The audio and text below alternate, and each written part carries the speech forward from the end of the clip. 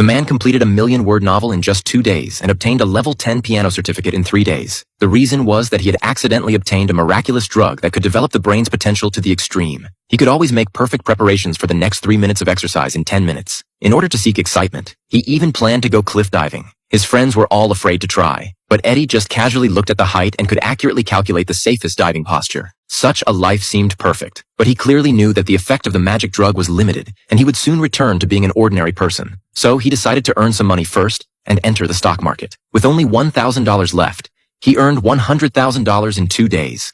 But this earning speed was still too slow, and without collateral, he could not get a loan. Eddie had no choice but to borrow $100,000 from the gangsters at a high interest rate. From then on, his life became unstoppable. With his super fast brain, he could almost control the rise and fall of the stock market every time. In just 1 week, he earned $5 million and even made it to the Wall Street Journal. Job offers from the world's top 500 companies came one after another. Even Carl, the boss of New York's largest oil company, actively extended an olive branch to him. His ex-girlfriend, who used to despise him for being unsuccessful, also came back to him. His career and love life were both thriving, and it was almost too good to be true. However, when he was with his girlfriend, Eddie found that someone seemed to be following him. Because he was not sure of the other party's purpose, he did not pay too much attention. The next day, he was invited to attend Carl's dinner party. The business acumen he displayed during the period shocked Carl. After the dinner, Carl even personally sent him home. But after all, Carl was a big boss. How could he easily hire a senior executive? So he handed Eddie a cooperation plan and asked him to go back and write a report,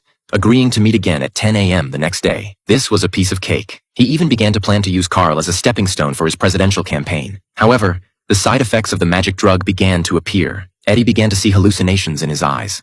When he wanted to check, he found that there was no glass in front of him at all. He had unknowingly walked dozens of streets. His memory began to become intermittent, and sometimes he didn't even know what had happened. During this time, he unknowingly went to a private party and even exercised with a white-haired woman in a hotel. The jumping consciousness made him lose his way. Until the next day, when the drug's effect wore off, Eddie woke up dazed from the bed and found that he had turned back into that ordinary person. There was less than 2 hours left before the appointment with Carl.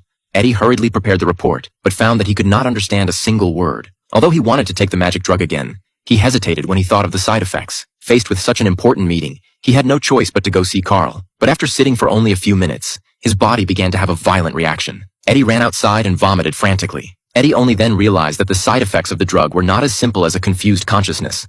He picked up the phone book and quickly dialed the numbers of people who had taken the magic drug before. The first one was already dead. The second became a vegetable. The third was lucky. Although he was admitted to the ICU, he was still alive. It could be confirmed that all those who had taken this drug did not have a good end. When he was about to make the fourth call, the ringtone rang nearby. Eddie suddenly realized that the person on the other end of the phone was the old man who had followed him before.